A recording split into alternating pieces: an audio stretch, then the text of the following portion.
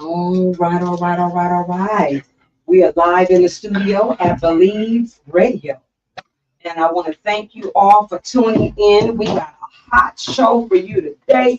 Fireside chat. You know how we do.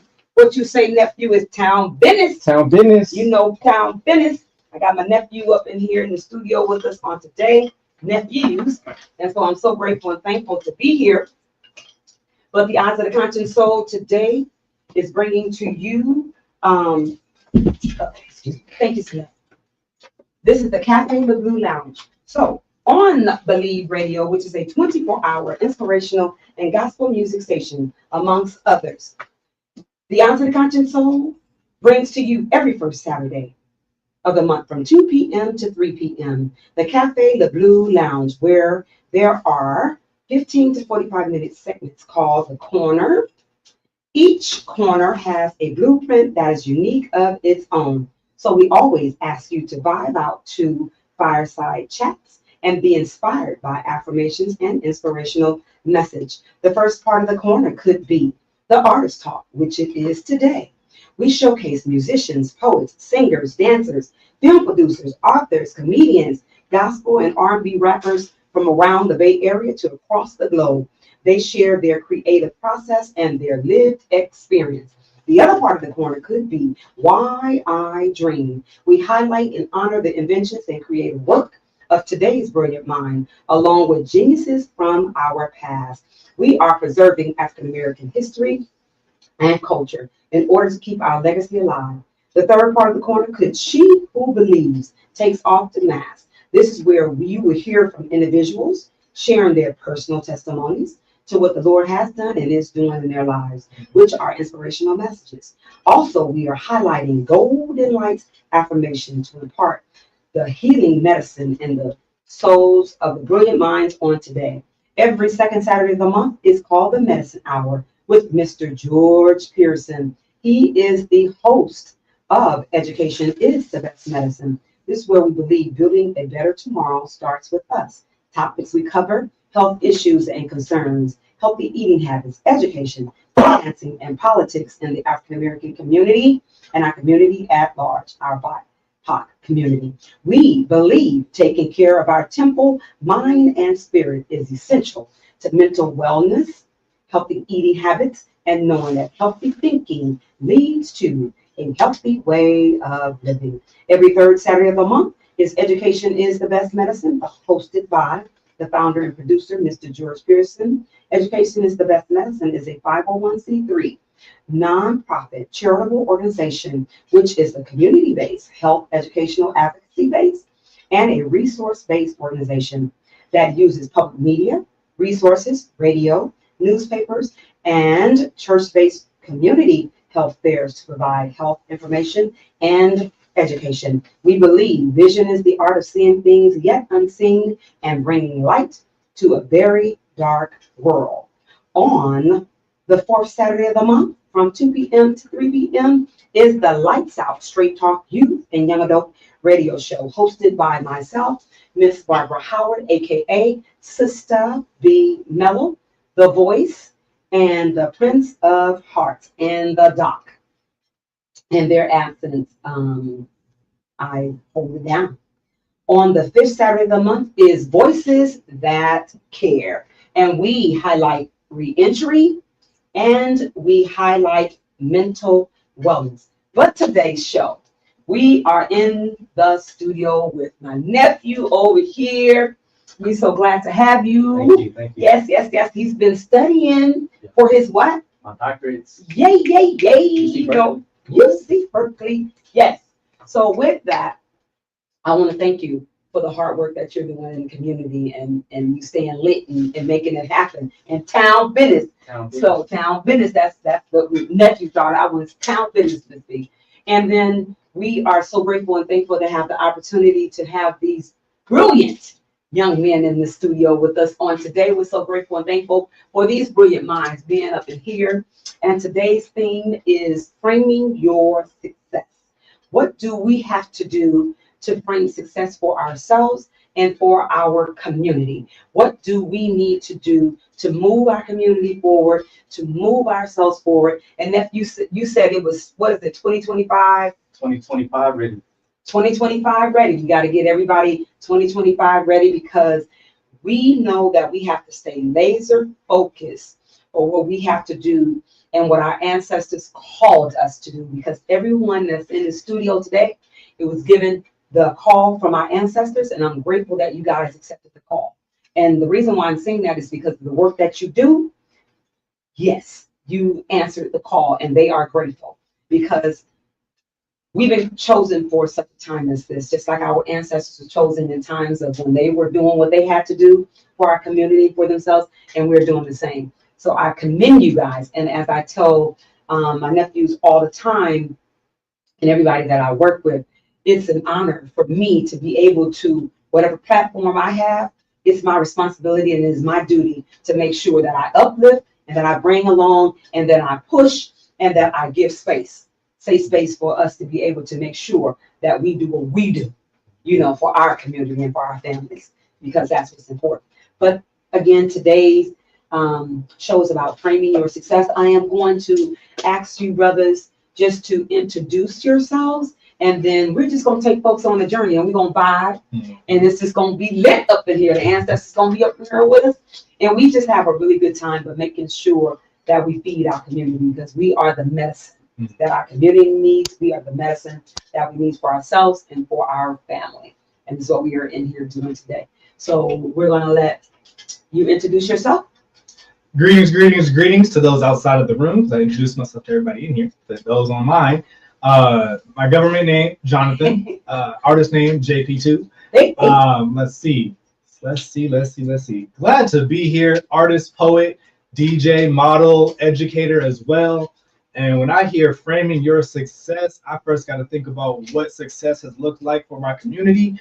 And unfortunately, we have a misconstrued idea of what success looks like because we see it in the media, right? And so it's always about these athletes or these music making people, and it's like, how do we really create goals, short-term goals that we can accomplish for ourselves instead of these lifelong goals that we have to really get that ball rolling? When we think about lifelong goals, we start acting on those. We don't really start working on those short-term ones that's going to get us there, and I think that's pretty detrimental for our young people. And I always love Before you go there, you go there, I'm gonna introduce him, but he hot, he ready. This is what we say 2025 ready. So you just demonstrated that 2025 ready. Introduce yourself, Jamie. Yeah, so everybody, I'm Jamie, born and raised here in Oakland. It's a lot to say. Yeah. First, my family to go to college. And second generation Cambodian American. Yeah. I work in college completion. I'm also a fitness coach. You need to help Ms. B. I need to lose some of these little pounds that I've got on myself.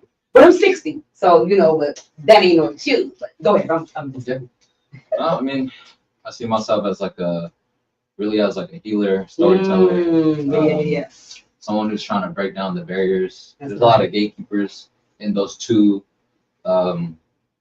places of work, I guess. Trying to pursue higher ed, trying to pursue health. There's just so much information to dissect, and so try to be the bridge to that. Thank you. Cool. My name is Kells. I'm from Los Angeles. I've been out about almost 2 years. Went in at 15. Did a lot of time in prison, but I'm out now. I work for the Ella Baker Center. I'm a community organizer and youth justice advocate, and I'm also an audio engineer. And I'm a mentor too. I work for a few schools in Oakland and some schools in Nevada. Thank you. Is that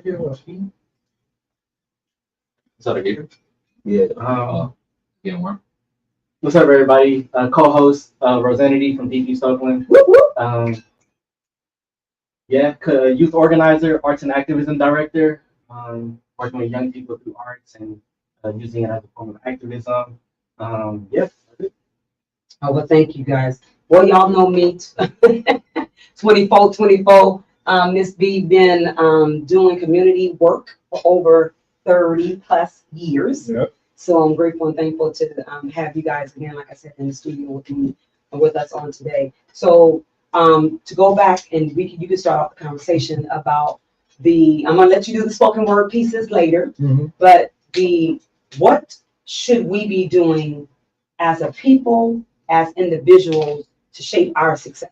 Because we don't want other people to shape success for us. We want to shape it for ourselves and our family and our community. What are you thinking? Yes, I got really excited when I heard this because I've been thinking about it a lot. See, you know, it's divine. It's in alignment. I don't know. And y'all can just pop in. You know, we doing a popcorn style. We do. You know how God. Go ahead. I don't know about how anybody else was brought up or raised, but in my household, my parents were really adamant about me going to college, about me being articulate and having education, speaking my mind. And it's difficult to speak your mind, but also be told to stay in a child's place and not get in everybody's business.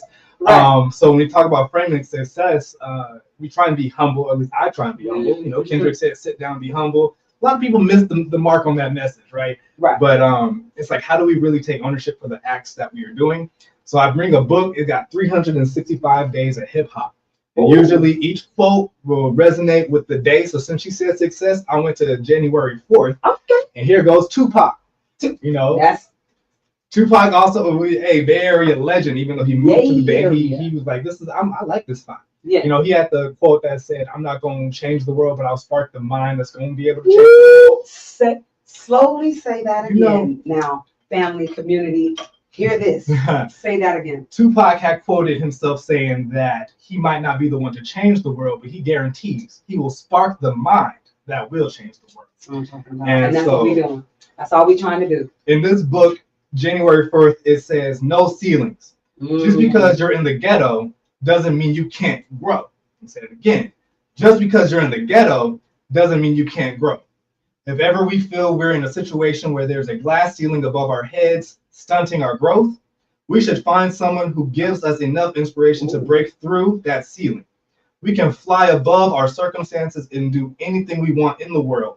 Our birthplace is not as far as we can go. It is just the starting point.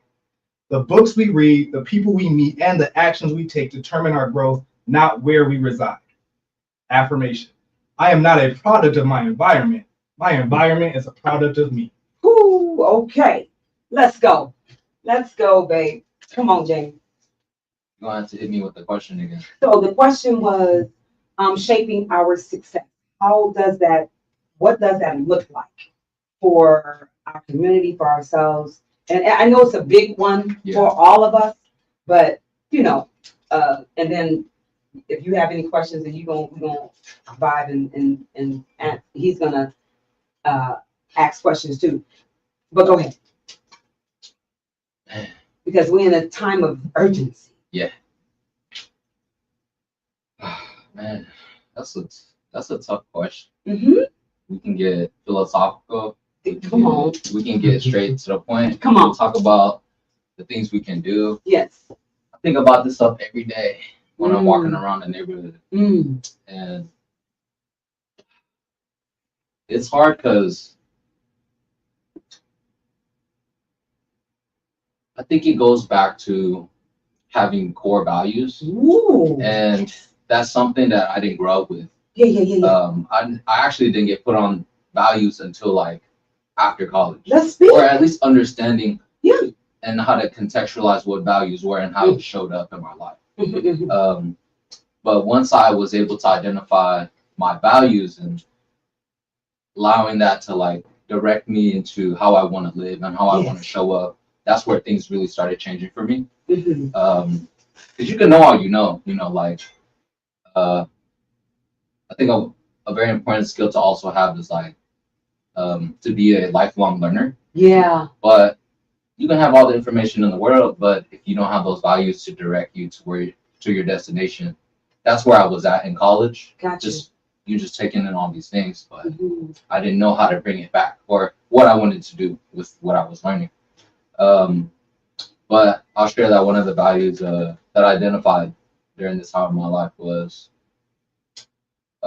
joy and community. Mm-hmm. Growing up, there was just a lot of pain. There's a lot of trauma that you have to navigate, and learning how to sit with that and heal and appreciate, you know, all the things that you had accomplished or overcame. And then I think after that comes the ability to celebrate yourself or celebrate the people around you. And I think that's what is hard for our community to get to, because we're experiencing so much of that, that pain and the trauma and the healing. And it's always a constant cycle of healing. But I see it though. Like I see the city, we are celebrating our wins. And I'm like on social media, and I'm like, we gotta like, I'm gonna go off on a tangent. No, don't. You go on Instagram. That's what this show is for. People see the news. It's always bad stuff, right? But then I'll see someone finally post something good, right? Some good things you want to see. Then you read the comments, and they're like, "What are you doing? You should be reporting this other thing, or you shouldn't be showing up to this school or to this community event. You should be actually doing your job, this and that." And I'm like, but this is a part of the work, right? Celebrating yourself. And so that's what success to me looks like. It's a whole cycle. Yes. Yeah. Well, thank you, Brother Kells. Yeah, you can go ahead. Yeah, you probably got it. Yeah. I would probably say. So, what was the question again? Because I was doing that. Shaping our no, it's all good. Shaping your success. So it's yours, and then family and community. How do we shape that? Because as we said, it's urgency. It's time out for play. We got to be laser focused. Yeah. On what needs to get done. So I would say, like, I don't think it's just like me that's shaping success. I think as a collective, that's how we become successful. Yes. And so me, I think like the biggest thing as far as right now is getting all of the young people involved. Yes. Right. And so at my job at the Ella Baker Center, I've been fortunate to be the person that starts up the youth justice space at the Ella Baker Center. And so I got like 100,000 to a grant to do this work. And the first thing that I want to do is make sure that we pay our young people. Because oftentimes as mentors, I'm sure, bro, you know, and you've probably been around some folks, like we often tell young people, don't do this or don't do this or don't do this. But when we tell them not to do something, we're not putting anything in their hand to substitute what it is we tell them not to do. That's true. Right. And so for me, it's like the money that I'm getting with this project, right? I want to pay these young people. Right. So it's like, okay, because like one thing I'm never going to like shy away from or not tell young people is the real. Yeah. And I'm going to tell them the real and be straight up. That's why y'all here. You know what I mean? Because it's like, I know what your situation is because I lived through it. That's right. So I know you in the streets. I know you thugging. I know you doing all of the stuff. Yeah. So I'm not going to tell you not to survive. I'm not going to never tell a young person not to survive. That's right. But at the same time, I'm going to give you a bunch of alternatives and how you can live differently so you can become something better than what it is that you're experiencing and dealing with now. And so having this opportunity to be able to pay young people to not only participate in the classes and the programs that I'm gonna be doing, but also to pay young people to facilitate these groups. Come on now. Right. And so it's like you'll get paid not only to participate, but you'll get paid to actually facilitate these groups too. That's right. And the work that's around what I'm doing is teaching young people what the legislative system, what the legislative cycle is like. And so if you having an issue or if you having a problem in your community and you don't like what's going on, we're going to educate you up, give you all the tools, and then we're going to have you go up here to Sacramento and go advocate for this stuff. Instead of just sitting here, just like, man, it's messed up. What can we do? It's like, oh, here go all the tools right here for you to do what you need to do. And we're going to train you up and teach you how to go out and go do it. That's right. Right? And then it's like, well, we don't like the people that's in power, the people that's in position. Right? So we don't like the people that's in position. Then we're going to train you up on how to go. And, okay, bro, we like you. Then we're going to figure out what all your politics are, what all the connections that you have, all the people that you're in bed with when it comes to politics. And then we're going to do a full investigation on you. And then we're going to push everything behind you to make sure you get in office. Right? And so it's like we teaching young people how to advocate and fight for themselves. And so when it's time to actually go do stuff that they care about that's directly affecting them, they'll know how to do it. Because oftentimes, especially all of us in here, we all have at one point or another experienced some kind of poverty, degradation, some type of systemic racism, whatever it is. Yeah. And we live so long like this that we think the way we live it is as normal. normal becomes normal. Yeah, we think the way that we live in is normal, and you won't be able to see all the problems and difficulties that we're facing. Yeah. And so when you bring this to a young person and they actually get to see it and they see how it's affecting them, and like, bro, I don't really like this. This don't really feel good, right? And it's like, okay, well, here go all of the tools for you to know how to fight against this stuff, and we gonna pay you at the same time, because I feel like with young people, that's one of the ways to get their attention. Put some money in their pocket, right? And when you put some money in their pocket and give them the skill set on how they can make more of this money and still be able to help their communities, they'll start changing their perspective on what it is that they're experiencing, what it is that they're facing, and want to get more involved. And so, like, for me, I think success as a collective is better than any individual success that you can have. That's just my opinion where I'm at with it. So, well, we all about collaboration, not competition. I tell people that all the time. It's not about competition with me. How do we collaborate together to get the different things together, to get things in order and get them done? And I'm gonna let you go on and take that, nephew, and then I'll share what I wanted to share. Go ahead. Cool. I think success for me means a couple of things. I think in today's world, success has such a negative connotation behind it in terms of like the steps to get there. And for me, first, it's like establishing or creating your own sacred solitude so that you're comfortable in your own roots, your own skin, and how you navigate the world. And then building bridges and connections with other people who have those sacred solitudes as well, so that when we talk about collective embodiment and collective healing, that everybody is healed enough to be able to do this work in a way where it feels good and it's not taken away from our own individual journeys and our own, and not feeding off of the trauma or the individual traumas that we have to navigate through. Because the work that we do, it's healing work, but it's also burnout work. And the reality is that we don't get paid enough to do this type of work.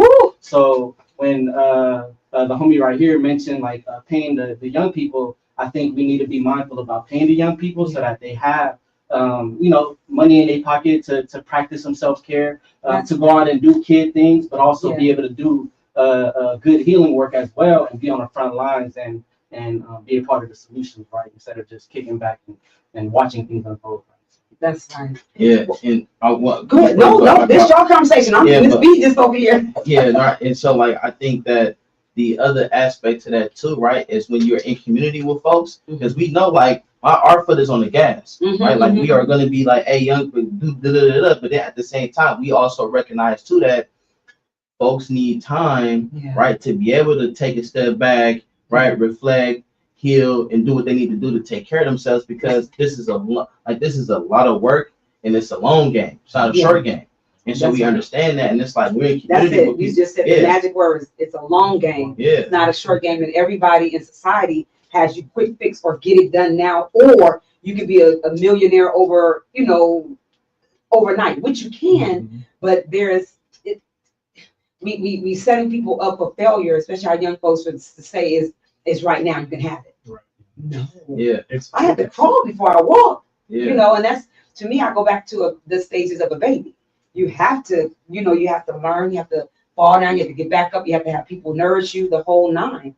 So even though we experience trauma in our lives, that's where we are too, and what we have to do for our people. Go ahead. Yeah, but so like I recognize that, and it's a lot of folks that I'm in community with different organizations. We don't do healing work, and that's okay. But for you that do, all our young people are coming over there. Let's go to collaboration. All our young people gonna go over there and get all the work that they need, so they don't burn out. Because that's the key to doing this work, is that we don't want people to burn out. So we finna send all our young people over there, do all of what you need to do, so you can make sure that you up and ready to go when it's time to get back to the work. That's how you'll stay. That's how you'll last long in the game. That long in the game. That's, you know what? So God had given me like last year, this 15 minutes. He was sharing with me in a football game, there's 15 minutes. Basketball game, there's 15 minutes. There's a lot to be done in 15 minutes, but you got to put yourself, you got to focus on what needs to be done. So what I had to tell myself, the stuff that I have to do, I know I got to get in the game. I know I have 15 minutes. So whatever I can do within that 15 minutes, if I got to go and write, if I got to do this, just those little bitty steps, But there's a lot, because people say, oh, I don't have a lot of time to do this. I don't have a lot of time. And we don't. But however, train yourself to within that 15 minutes, make something happen. Make something, even if you have an idea, you want to be creative or whatever the case may be. You know, get in the game, 15 minutes. And then before you know it, you 30 minutes, you know, and it's like, dang, I did a whole lot within that time and hour. Because like you said, we get burnt out. And I'll tell you guys this, I was in the bed and I was okay with it. First, long time ago, I would have been like, oh, I gotta get up. I stayed in the bed Wednesday. Well, no, Monday, Tuesday, Wednesday. And I didn't know that I was that tired. I had to rest. And I'm like saying to myself, first of all, that's why I love y'all. I'm like, y'all, I got this young blood out here that's on the battlefield too. And I was like, okay, you know, oh gee, look, you got to get a little rest now, sister. You ain't even 60. You ain't, you know, you're not that. I'm 60 young, I'll say that. However, I knew my body needed rest. And as you were saying, there's the different, what do you do to rest your mind, your body, and your spirit?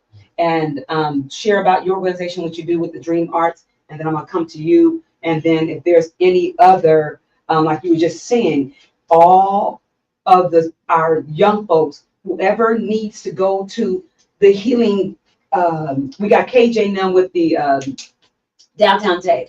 So sending people different spaces to be able to get filled back up. Well, they can go out and, because this is mind work, this is spirit work, this is all kinds of work. But however, to make sure that we stay empowered and we stay strong in who we are, and spiritually and mentally, you gotta stay prayed. I have to stay prayed up. I'll say for myself, I gotta stay prayed up. I got to believe. I got to talk to myself. I got to, you know, all these different things that I do personally for me. You know, I know what I need to do for me, and having our communities say, what do you need to do for you? What makes you, like, you celebrate? What makes you being able to be in a space and be able to celebrate yourself at the time? But I said that to say 15 minutes, you can do a lot. You can do a lot in 15 minutes. And we're asking community, we're just asking you, moving forward in 2025, it's a sense of urgency. Be mindful, be diligent, be astute, be ready, be on. What time of day it is? It's 25, would you say? Stay 2025 ready. 2025 ready. And this is what we asking our community to be, and how we support each other, and how do we get involved with the organizations that we have here today. I know you wanted to say, You said him. What did I say? Oh, you were just saying just to talk about Dream Arts. Oh yeah. Thank you, baby. That's what we do. We tag team. But thank you very much. Yeah, I think at my youth program, Dream Arts and Activism, we equip our young people with the political tools that they need to be able to understand the context of like what's happening in our communities. So when we do that, they go through programming where they're learning about things like capitalism, learning about the systemic barriers that exist in their communities. They're learning about gender dynamics, right? So that when they're back in their community, or when they're back in their homes, they see these things, but they have the communication skills to be able to address it in a good way without putting their own health in danger, or their own mental health in danger, right? And also we help ground our young people through ancestral artistry, right? So we explore the artistry of our ancestors and connect that back to ourselves, so that they understand that they're also creating their own legacies, right? So we want to see where we came from in order to see where we're moving towards, right? And I think that's what makes sense to me in terms of like that healing process for like our young people, grounding them, developing their lenses, and then allowing them to be free, like Kells said. Well, we also want to say congratulations and give you guys kudos, because you guys got several awards last year. Tell us a little bit about the awards. Yeah, so the California Endowment selected Dream Arts and Activism, Homies Empowerment, to be one of the youth organizations to receive the Voice Power Award. And we're just really honored to be there in space with other community members. And we didn't see it as like a Homies Empowerment or Dream Arts Award only. We saw it as like a straight up town Oakland collective award, because the work that we do, we want to make sure that we're intersectional and that we're building allies and bridges with other community orgs that are doing good work as well. So what Jamie mentioned earlier, we not gatekeeping, we uplifting out here. And that's a problem, gatekeeping. And I'm glad you said that, because being in this game for 30 years, I've seen so much of that. And a lot of people don't like me because I don't gatekeep.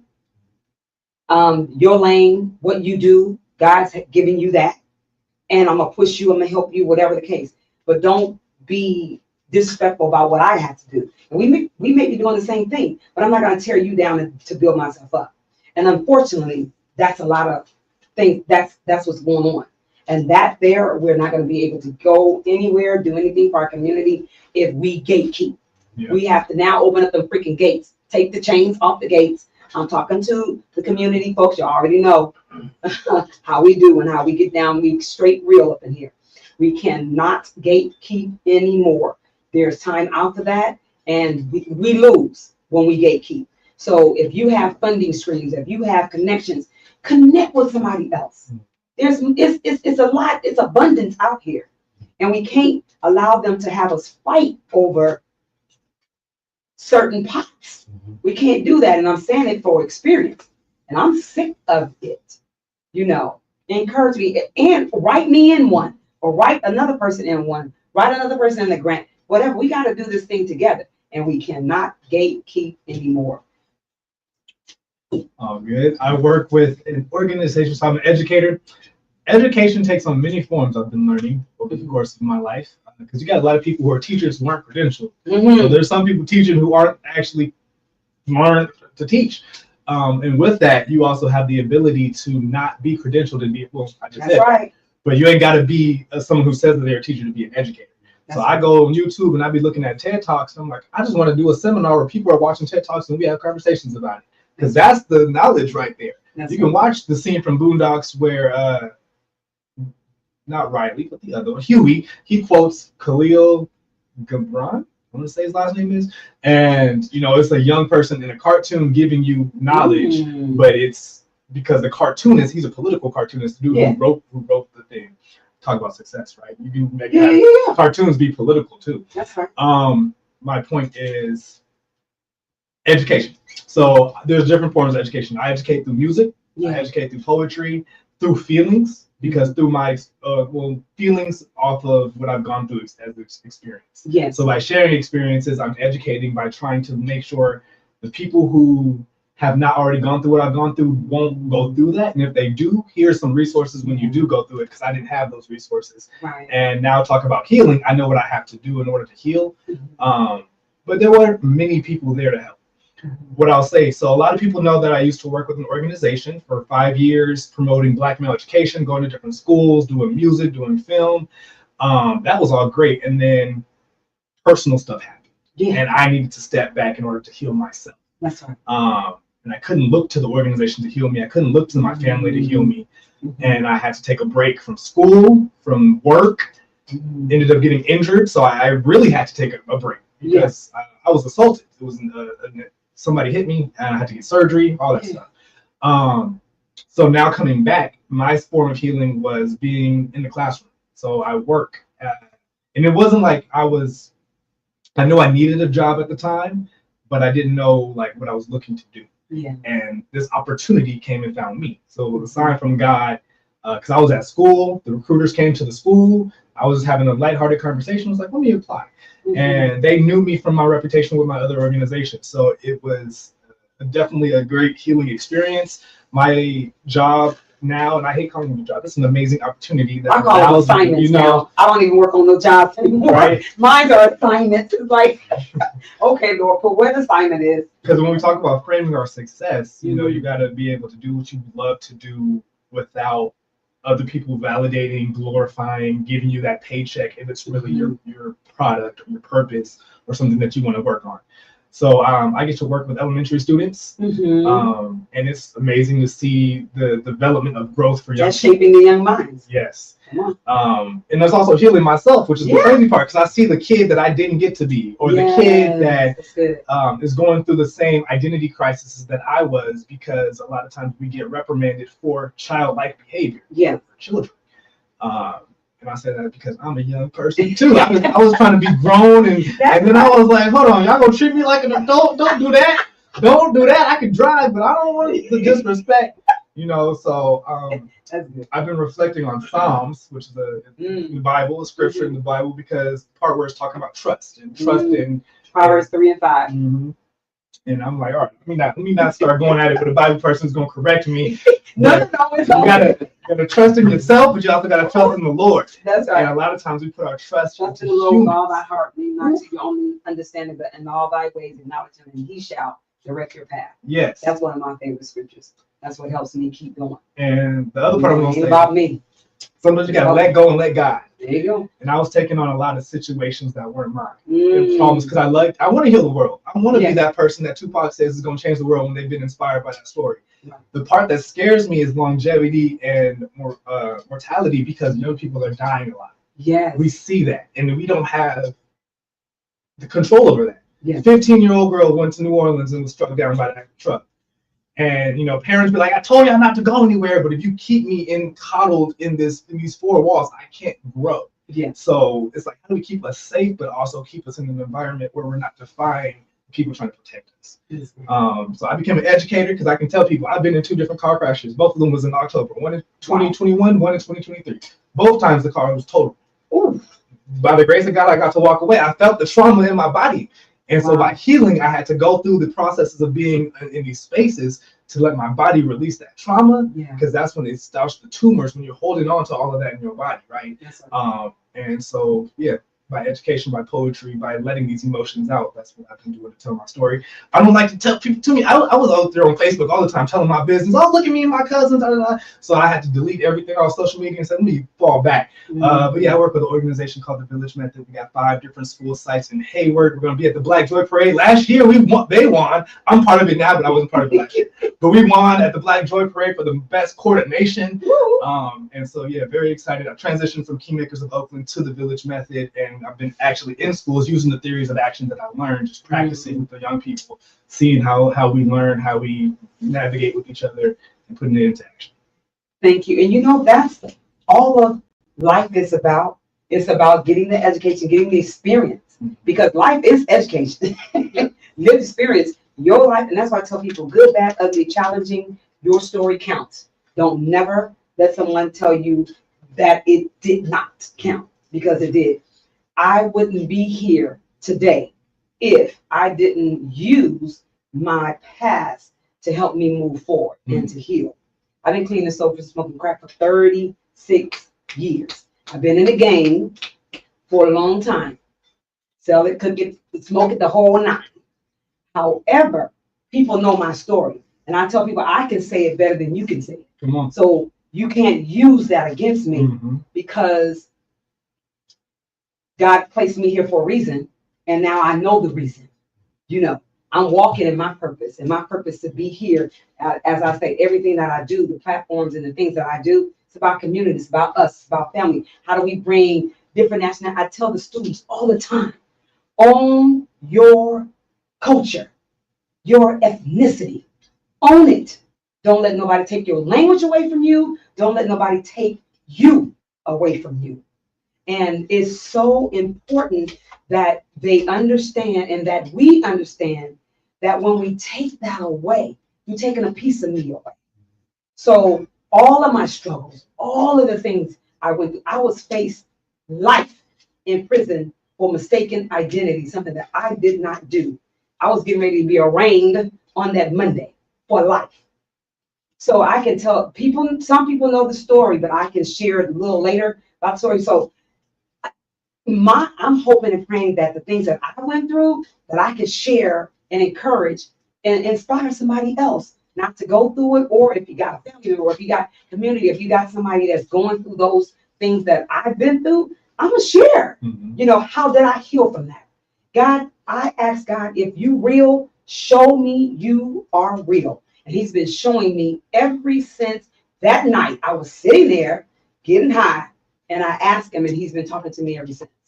So people that know me know I'm gonna be obedient to what I'm called to do, because it's not my life anymore. And when I had my life, I did some things that I wasn't proud of.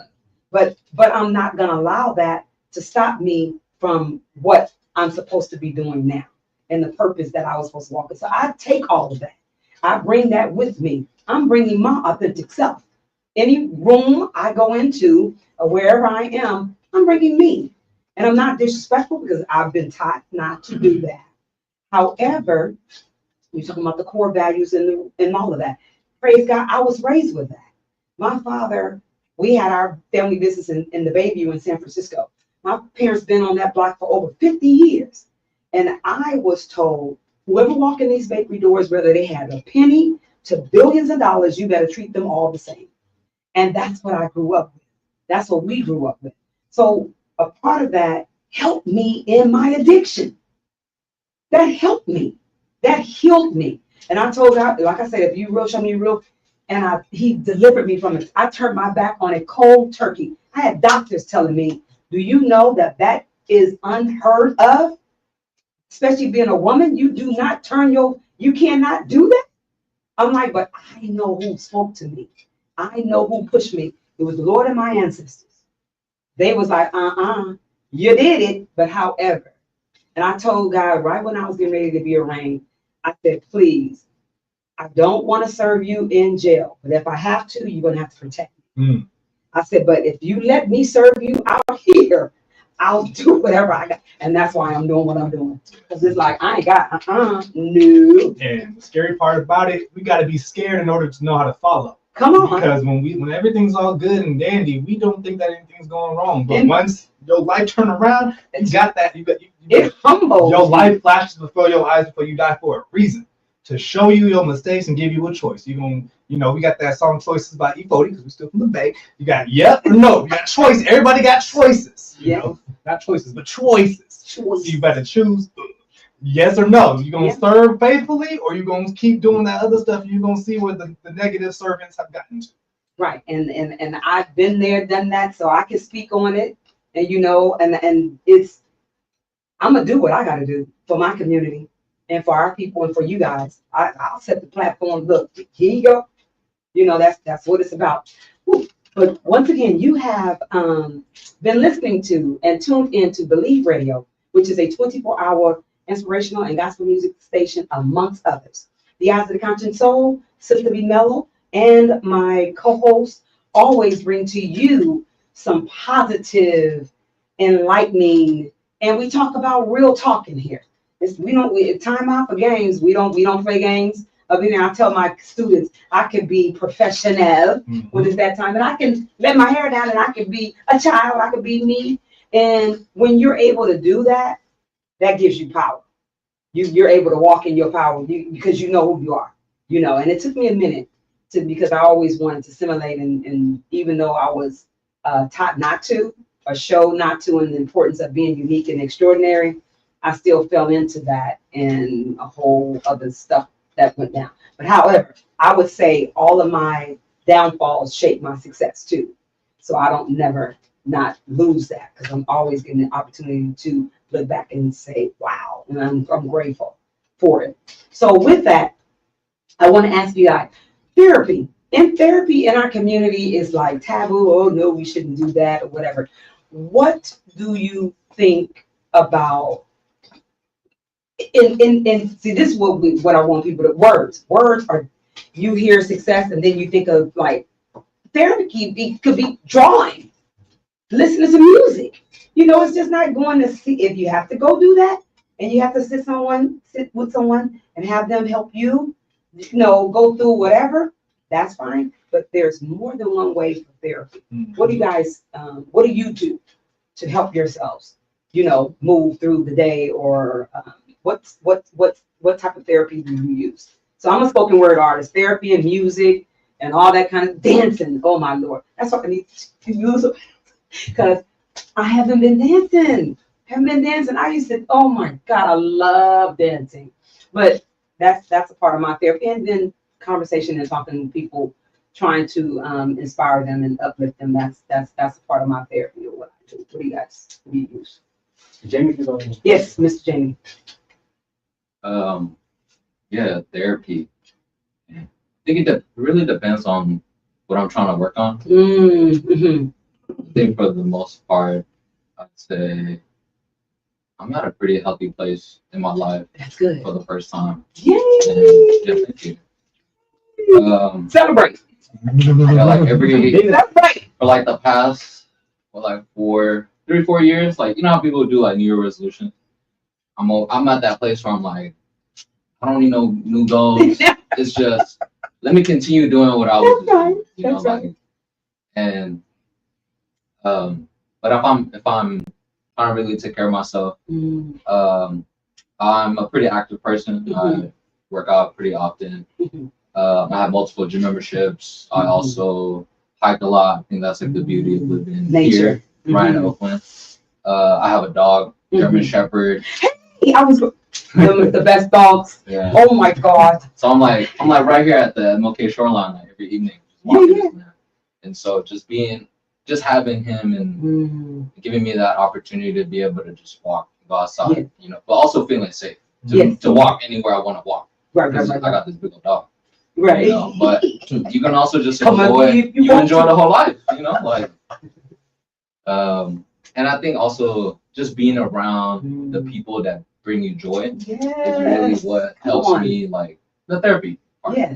Yeah. That's right.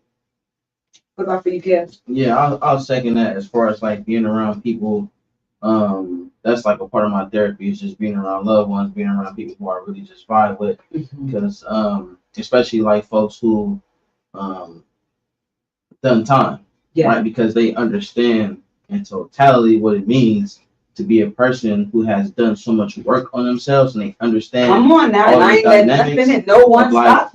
Your emotional state, your mental state, your spiritual state. That's right. Because a lot of folks in society just ain't doing the work, and so they don't really understand a lot of what it takes you're going through, right? Just on a day to day, because people are so consumed with themselves, which is fine. But oftentimes, when people are so consumed with themselves, they're not really understanding that you share this planet with a whole bunch of different people. You have to be conscious and aware of the spaces that you're moving in, because you don't want to project anything that you're personally going through onto somebody else, right? And then you're pushing all your stuff onto other people, not really recognizing the effect that you're having, right? And so being around people who really understand that and who get that really helps with that therapy, because moving around and stuff be happening, I'd be like,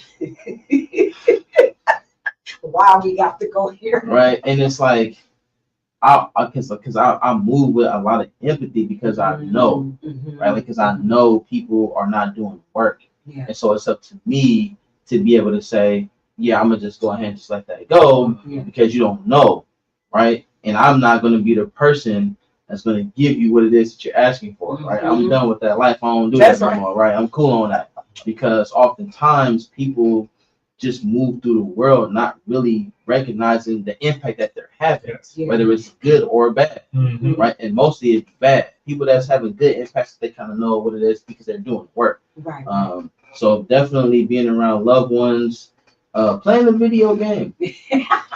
Got PlayStation 5, you know what I mean? So I play the video game. Yeah, I play the video game. You know what I mean? I play the video game, right? I be talking a whole bunch of stuff to, like, you know, people who I be gaming with online, you know what I mean? So, but there's people who I know, right? Like, I don't like people who I don't know. I don't get it, so I just be silent, just playing the game, right? Some people be, you know, you know what I mean? So, but that's another thing. And doing music, right? Because I'm an artist myself, and so like a lot of the stuff that I experience that I go through, I just put it on paper, go to the studio, and just make songs. That's right. And so I do a lot of that, and that's one of the things that we're going to be doing with this entertainment company me and my brother have, is mentorship through music, right? Because a lot of young people believe that you can be a rapper. It's like, no, everybody can't be a rapper. Like, you're not going to make it as a rapper. I don't say that to like discourage folks, but at the same time, it's like there's other ways to get into the music business. That's right. Because I know I'm not going to make it as no rapper. I know this, right? And I'm okay with that. Right. But that's why I picked up the skill as an audio engineer, because I know that there's different ways to be able to make it, or at least make some money off the industry. And so it's like we want to teach young people that you don't have to just be a rapper. If you're the rapper, you the talent, we're gonna make a team, we're gonna build a team around you. There we go. Right? We're gonna push you, right? So you have to have somebody that's a manager, that's a audio engineer, that's a videographer, right? Like it's a whole bunch of different things that you can do. And so I just bring that up because like doing work like that is also a form of therapy too. That's being right. able to help people. That's right. Because when I needed help, like it was people who stepped up for me and was like, bro, I'm gonna do whatever it is I need to do to make sure that you're straight and to get you where a place where you need to be. And so helping people and give it back is another form of therapy that I really enjoy, that I really like. I need to get into that gym, so I got a gym membership. I don't never go to the gym, obviously. You know, but like I think the honeymoon of it all is kind of like wearing off as far as like when I first got out, because I did so much time that I didn't get a chance to eat all the while I wanted to eat. You know what I mean? So I came out here and I put on like 50 pounds, bro. Like I was like 180 when I left, right? I'm 240, you know what I mean? So I put on a lot of, because I was like, bro, I get to eat. Yeah, I was eating everything. I'm still struggling with it a little. I had Brussels food, you know what I mean? But it's less time. Yeah, you know what I mean? But it's less time every time, you know what I mean? But but it's just like the joy of just being able to just do that, you know, without all the restrictions and you know what I mean? Just having them choices, you know? So, but, yeah, I'm gonna get back into the gym because I like basketball. I play basketball. I'm not nothing like I used to be. I'm old, you know what I mean? I'm fat now, but it's good exercise. There's a league for them too. Team around here. There's a league for the old people. They got one for the ones in wheelchairs. I know they got one. If not, we the fat man league, we created exercise. But basketball is like a good form of exercise because exercise is everything. But I do enjoy that too. So I would say like those are like things that I really enjoy. That's like a part of my therapy that helps me get through each day when I'm going through stuff and dealing with things, because it's hard out here. Right? I'm not gonna sit here and say, oh, it's peachy and it's cool. Like, no, it's very difficult. But the tools that I have, right, makes it easy to be able to process a lot of things, because I just have this understanding that I know most folks, the things that they're going through and what they're projecting, it has something to do with me. So I don't personalize a lot of what I experience, because I know you got bills, relationships, right? You probably didn't have some people dying. In fact, I guess a lot of different things that be happening, and people just don't know how to process those things in a healthy way. That's right. And so I make sure that even taking all that stuff on, that I go to my folks and I do the things that's gonna help me get through those days, which is my own little therapy. So Wow, this is beautiful. It's very empowering to like hear the stories of like everyone here. And I wanted to ask a question actually. Yeah. But you can go first and then I'll ask a question. Just being inspired by like your stories, like what was like that awakening moment where like, especially coming from the environment and the communities that we come from, we experienced we witnessed a lot of things, we experienced a lot of things. When did y'all have that awakening of like, okay, like I'm not gonna let this environment like control my narrative or like control the way I live and operate? When was that awakening, and how do you keep from not going back to that point? So back to my form of therapy and how it answers that question. Mine was this year, 2024. Well, no, it's 2025. Last year, 2024. Okay, so moving forward in this year, I found it now. In 2024, a lot of things, and it's funny to end out the year with so many things happening that shows me. It's funny, I didn't end out the year. The entire year was going on, but it just was like one minor thing now. So I did start going to therapy when I was in high school. It was free. I had a counselor. I went to College Track Oakland, so I had a counselor at College Track. I don't think I had one at school. Somehow I had, and then I was in a young males program that was in partnership with one clinic in San Francisco. So I got used to talking to somebody about my emotions. I sold my PlayStation 4 to somebody in high school, thinking, I'm gonna stay focused on dreams and goals and stuff. You looking for that? Sold it and to somebody who only paid me half the money and never paid me back. And I've been like, I got rid of that, and I need a good distraction. So I would go to my friend's house and we'd stay for hours playing video games. I'm like, I need to give me a system. It was like $500. I haven't done it yet. I should have paid it. I was like, screw it, I paid it. $500. It's investment. You need it for your therapy. So ironically, I had stopped going to therapy because I thought things were cool. As soon as I had stopped, things stopped being cool. And so I had not gotten back in contact with that therapist. I ended up finding somebody else who charged $200. So I was going, but I was paying, and I was like, hey, I need to cut back, because I had also was going through a transition of jobs while on having a disability. Like I had to get my job reconstructed. So while being off of work and then getting a new job, paying for it, someone who I had previously trusted, going back to Psalms, I had told them that I was there. They had offered to, oh, I'm going to help you. Da, da, da, da. They didn't do it. I had lost my trust and faith in people and in myself, because I was mad. I trusted you. You're my family. You knew all the da, da, da, da, and then getting young Black men to express themselves emotionally and be vulnerable, I used to think was my superpower. Like being the vulnerable one and like letting people know that they can talk about their emotions, because I know we all have hard shells. I know that a lot of us get toxic love when people say it's going to make you stronger, so I'm an a-hole to you, you know? So I used to think, oh, if I could be the young man who's like is right about how he feels, I can help bridge things. I left myself vulnerable to vultures, people who was energy vampires, who did not like me, did not love me, but waited for me to be in a vulnerable state to then, So now, and so what I ended up doing too, I've always known that I don't want to hurt myself, but there is a lot of times where I was like, we feel like if we're not here, those problems won't continue. And so I looked up grief, I looked up depression and suicide. What causes people to do that? But I'm like, I know I'm not at rock bottom. Maybe I might be thinking I am, because self-talk is important. Whatever you tell yourself is what you believe and is what the universe is going to hear. And then us, how other people see how you love yourself is based off of how you love. How you can love other people is based on how you love yourself. So I had to, by learning what drives people to that, I was like, I'm not at that. Music, definitely. Walking the lake. Lake is beautiful. Again, it's scary because we've been found bodies in suitcases in the lake. But trying to walk Joaquin Miller, be in nature, drinking water, super dehydrated.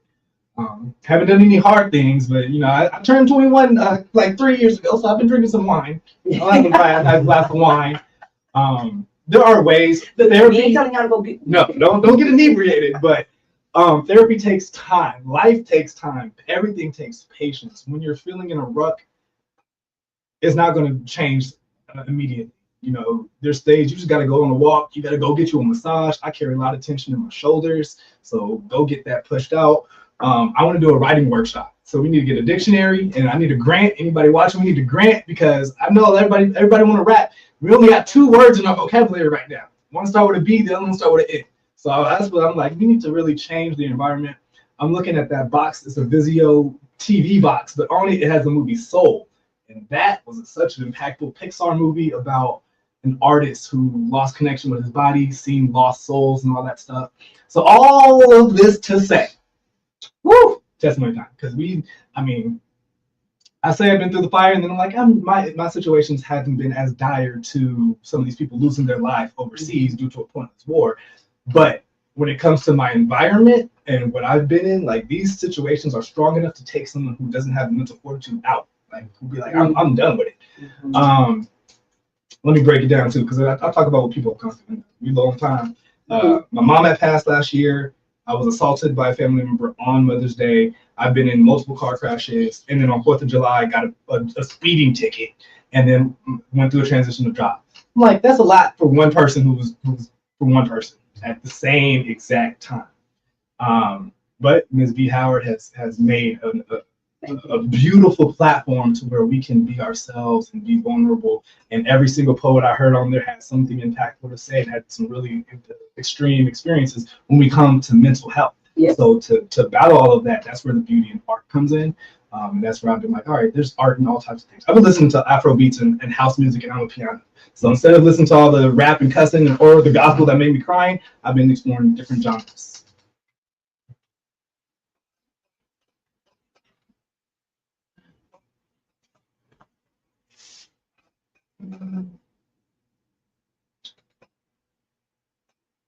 It wasn't really until recently where I had that aha moment. Like, Yeah. oh damn, I've been faking it. Yeah. And so it's when I was in high school, even like a little bit through college too, I was heavily involved in the gang. And I always had to keep that part of my life a secret. Yeah. Just because of like the shame and like the just trying to control, people's perception of you. Yes. And also just thinking how that would have affected my ability to get to land a job in the future, right? All these things. And I noticed like the more I tried to bury that part of my life away, it was preventing me from like coming into that person I was supposed to become. And it wasn't until 2021 I had a conversation with a grad student who was doing a thesis on like I forget, but he's a psychiatrist now in Vietnam. So he left. He went back to his homeland to provide a psychology work. Yes. And through this conversation, he was helping me just realize like the things that I went through. Let me try to paraphrase. That this whole time in my life, I thought that this was, I perceived it as like a negative thing. Right. Like it's something bad.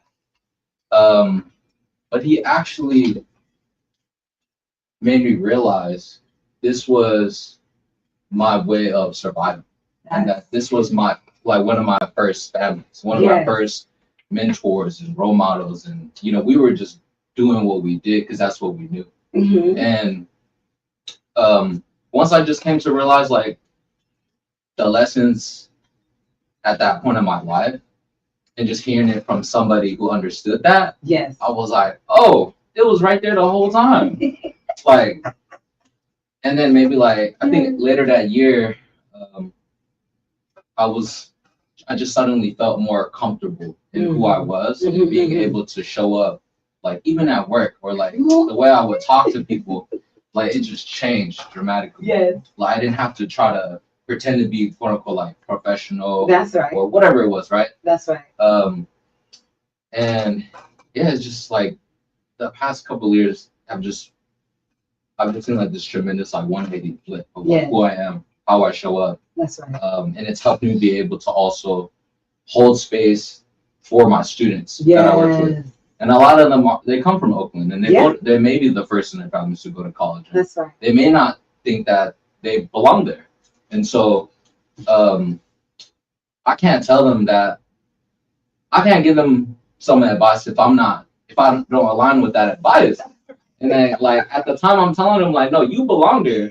That's why like me at that time, I felt like I didn't even belong there either. That's right. And now I'm like, okay, now I can actually tell you, no, like you belong there. Like despite what you've been through, like even going back to that quote from Pac, like my own version of it is like, you can be from the hood, but you don't gotta be hood. Right. Like like there's Don't let the hood define you. Yeah. And so now I've just been sitting in on that and reeling it in this last year. Wow, this conversation is hot. Well, we'll have more of that. Did you get a chance to go? No, not yet. And time flies when we're having fun. We're a little over, but it's okay. Believe Radio, I'm quite sure that you guys understand this hot topic information that we're having this fireside chat, and this is what it's about. This is what it is about for our community and for ourselves and for our family. We need to have those real talk conversations. We can't no longer like sweep things under the rug. No, we have to. We grown. We can have a grown folks conversation. That's what I tell my kids. Like we can have a grown folks conversation. It's that you sharing yours, I'm sharing mine, and we just come to a happy medium. But we gotta be falling out and acting crazy just because we're having that talk. But our children need it, we need it, our community need it. And what I loved about our ancestors, the circle, they sat in a circle and they had conversations about what was going on. And then everybody was able to chime in and share. And this to me is a healing circle. It's a conversation, it's community. How do we, we have more things in common than we have not, and society sets us up as though, oh no, you guys, pitting us against each other. And it's like, no, same doggone experiences you have, I have too. So how do I help you? How do we heal together? And then this is what it's about. And as we move forward, go ahead, Kells. I'm gonna let you share, and then I'm gonna let you close it out. Yeah, I'll make it quick. So I was on the inside still, and this lady came and she told her story about how her son was murdered. He was 17. He was on his way to college, and it was in a class that was a victims awareness class. Right? I haven't really like took any classes before. Trying to figure out like what was going on with me and why I was making decisions I was making when I was younger. I really was just taking the class so I can get credit, because this would be a way where I can like, hey, board, I did this, like I can get out. I wasn't really serious about it. And so as she's up there telling her story, she's crying, she's shaking, she's barely able to like really speak. It's affecting her, like I can really see it. And as I'm watching this lady, the first thing I started thinking about was, this is what I did to Joseph Cox's mother. And this is how she's feeling. When I shot him, right, this is the way that she's feeling about what happened to her son. And I was like, damn, this is kind of messed up that this lady experienced this, right? Because regardless of what was happening, because we both was in gangs, still not a reason to do harm to anybody. That's right. It's just not, right? But actually looking at this lady, I was seeing it and I was like, damn, this is what I did to this person's family and everybody that was connected to him. His daughter, sister, brothers, cousins, uncles, like just anybody that knew this person, they felt this way about this person because that was somebody that they loved. And so from there, I was like, how did I get to a point to where I was able to shoot somebody and not feel anything for it? The only thoughts that was in my head was, damn, I got caught. I wasn't thinking about like, man, I just did this to this person's family. I wasn't thinking about none of that. And so from then on, it was what was happening with me as a young person that made it okay for me to go out and harm people and to be violent towards people. How did I normalize this in my mind as a young person? And then from there, it was, how do I unlearn a lot of this stuff? Because I was so conditioned, right? It was part of my own conditioning too, but the environments that I was in helped provide a lot of that. And so it was like, how do I unlearn a lot of this stuff? Because when things happen, my pride, my ego, right? All of these things play a factor in how I react to situations, right? And so once I started to do that, then it was, how do I deal with these things when they come up, right? When I'm feeling, because all of it is my interpretation of what's happening.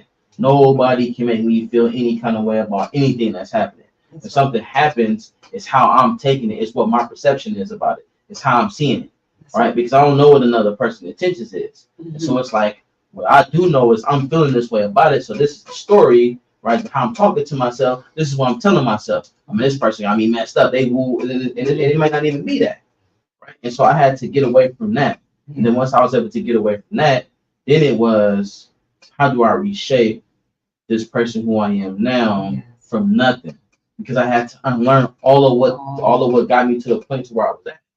And then from there, how do I start moving throughout the world? Then it was like, well, having empathy is one of those big deals, right? Because again, like what I said earlier is, we have so many people in the world that is doing so many different things. They got their own lives going on. A lot of times they just don't understand that they are in the world with other people. You have to just always be conscious of that. And so from there, it was like, what matters to me is the impact, because watching that lady tell her story, I see how impacted she was about her son was murdered. That's a big deal. You know what I mean? That's going to stick with her forever. Like, she's never going to be able to shake that. Every time she talks about that, those feelings are going to always come up. And that's the impact of the decisions that we make, wherever it is, right? And so when I started to understand the impact, then I was like, I want to make sure that from here on out, I don't hurt people. Because then I started thinking about my family. I wouldn't want people doing this to my family. I don't want nobody harming people in my family. So it was like, this is how I got to move from now. And so what keeps me there It's just knowing that I know people are living life the way that they're living it, not understanding the impact of the decisions that they're making for the most part. And so it's like when I see people, I come into a room, I make sure that my energy is good, regardless of what I'm going through, because whatever it is I'm going through, I can check that before I come into a space where there's other humans at. Because I don't want none of my bad energy that I may be dealing with something rubbing off of somebody else to disrupt their chi. I don't want to do that. And so I make sure that I'm always moving with a level of empathy to where I'm able to accept a lot of stuff that I wouldn't accept it before, because I understand the difference now in it's not what somebody is doing, it's how I'm taking it. It's my interpretation of what's happening and what's going on. Right? Either I'm going to be feeling disrespected, or I'm going to be like, and that person probably is having a bad day. I'm just the object that they desire right now. And that's okay, right? Right. That's fine. Like, that's just what's happening right now. And it's up to me to not match that energy to send this person over the edge. And so, like, that's how I deal with it. I just move through the world right now with a lot of energy. That's powerful. Yeah. Thank y'all for sharing. I think oftentimes, like, we forget that we have resilient stories. Yeah. And a lot of times, like, documentaries and movies always talk about the part of trauma, but they never talk about how we rise above these traumas. And I think what y'all shared today is really important for, like, our viewers and listeners to hear, is that let's start reclaiming our identities. Let's start reclaiming how we talk about ourselves, and how we interact with other folks. And let's not operate from a place of trauma. Let's start operating from a place of intergenerational healing and wisdom. So thank y'all for sharing. Wow. Oh my God. So I'm gonna let you do your poem, your spoken word piece, and it's My Health Matters. And I'm full. I'm full. This pulled me up today. Every time I come here, I'm in a space with you guys. Y'all give me what I need in order to continue to do the work that I do. I needed this at the beginning of this year, so I can stay fired up and stay focused on what needs to happen. So I just want to thank y'all for being in this space and giving me the opportunity to be. I'm honored to be in your spaces and to be where you guys are. So I'm so grateful and thankful to that. And then after you finish with that, then I'm going to, after you say your poem, you got the one you wrote, right? You want that one? Yes. All right.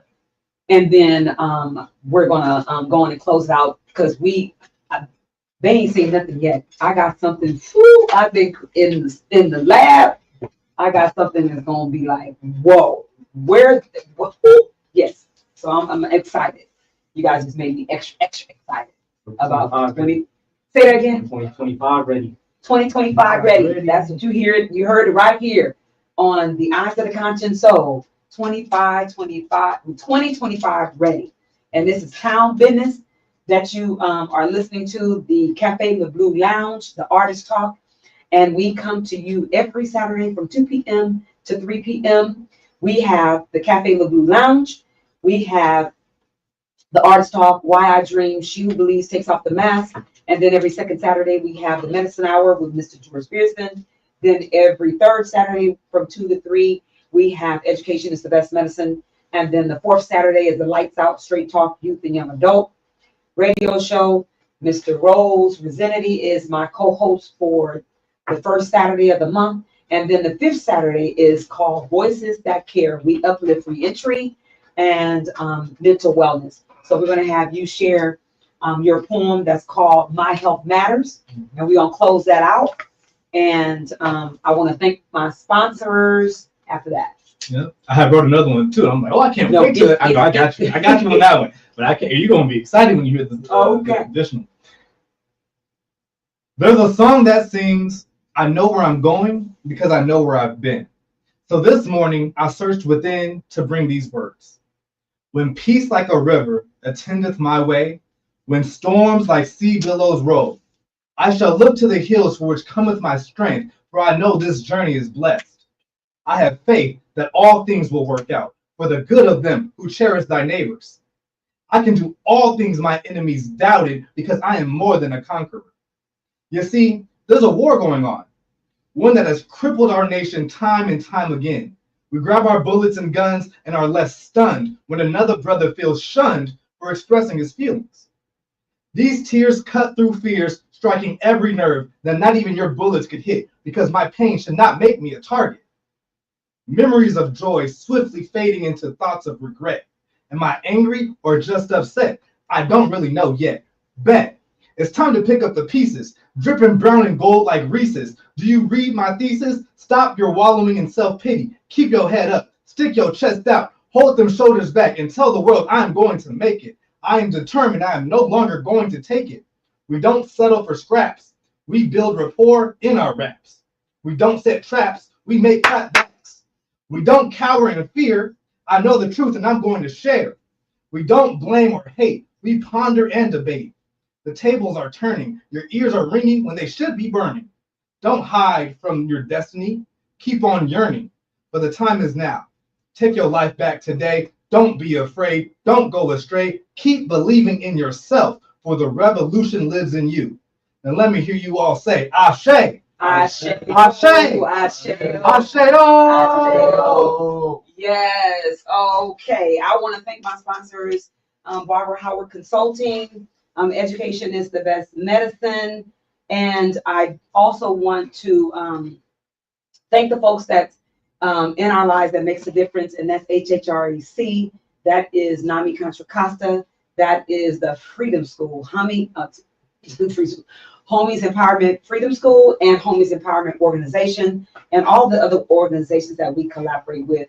I just want to say kudos to you. I'm looking forward to this new year and the work that we going to do together, the Dream Arts Activism. I am so excited, and all the organizations that you have. I'm gonna have everybody give your name, give your contact information, and then we close it out. Yep. Mr. John with TVM. My Instagram is JP2_productions. Jamie, and you can contact me at jamieself510@gmail.com. Yeah, Kells. Kells at elevatorcenter.org. That's how you can contact me. My Instagram is shayzone235. Yeah. Rosenity, you can contact me by pulling up to the Freedom School on Mondays and Wednesdays, 4:30 to 6:30. Well, thank you, gentlemen. I really appreciate your wisdom. I appreciate your heart, and I appreciate you for bringing this full circle to the Artist Talk. Again, we want to thank you guys for tuning in. Please tune in every Saturday from 2 p.m. to 3 p.m. And the Believe Radio is a 24-hour inspirational and gospel music station. Thank you and good night. Be safe. Amen. Happy New Year. And it's on 2025 ready. 2025 ready. My golden year. Town business. Business. Yay. Appreciate y'all, man. That was dope. That was freaking.